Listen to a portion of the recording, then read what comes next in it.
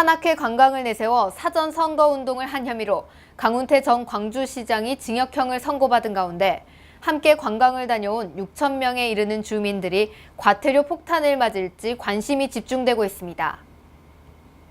광주지법은 지난 22일 선거운동을 목적으로 산악회를 설립해 주민 5,970명을 상대로 선거운동을 한 혐의로 공직선거법을 위반한 강 전 시장에 대해 징역 1년을 선고했습니다. 강 전 시장과 함께 기소된 이모 씨 등 산악회 관계자 10명도 각각 벌금형부터 징역 1년형을 선고받았습니다. 강 전 시장 등이 징역 선고를 받으면서 이들과 함께 산악회 관광 행사에 참여해 식사 대접과 선물 등을 받은 지역구 주민들은 과태료 부과 상황에 처하게 됐습니다. 현행 선거법은 선거와 관련해 정치인으로부터 금품이나 음식 대접, 향응을 받은 유권자에게 최고 3천만 원 한도에서 해당 금액의 10배 이상, 50배 이하의 과태료를 부과하도록 규정하고 있습니다.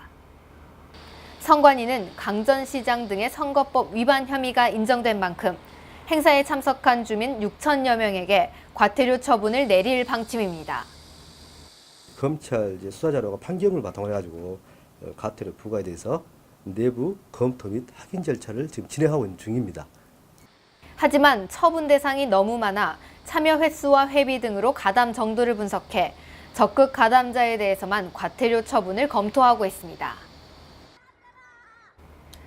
광주광역시가 2019 세계 수영 선수권 대회 준비와 자동차 100만 대 사업, 군공항 이전 문제 등 주요 현안들을 앞두고 각종 소송에 휘말리면서 몸살을 앓고 있습니다.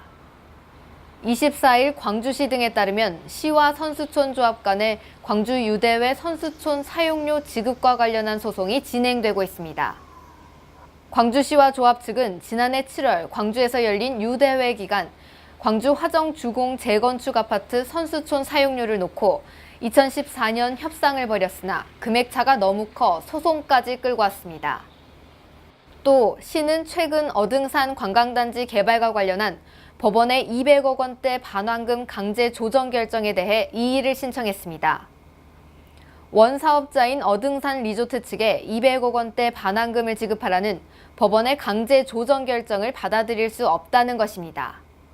시민단체와의 조율 과정이 순탄치만은 않을 것으로 보여 소송 장기화가 예측됩니다. 한편 광주 기아 챔피언스 필드 인근 주민들과도 법정에 마주 앉았습니다. 경기 중에 발생하는 소음과 빛, 교통난 등으로 인한 피해를 호소하며 인근 주민 732명이 광주시와 기아 타이거즈를 상대로 2억 원대 손해배상 소송을 제기한 것입니다. 결과에 따라서는 야구장 주변 지역 다른 주민들에게도 영향을 미칠 수 있을 것으로 보여 법원의 판단이 주목됩니다. 시민단체 한 관계자는 이는 사업에 대한 사전 준비 부족에서 초래된 결과로 결국 행정력 낭비로까지 이어질 수밖에 없다고 지적했습니다. 남도일보 정유진 기자입니다.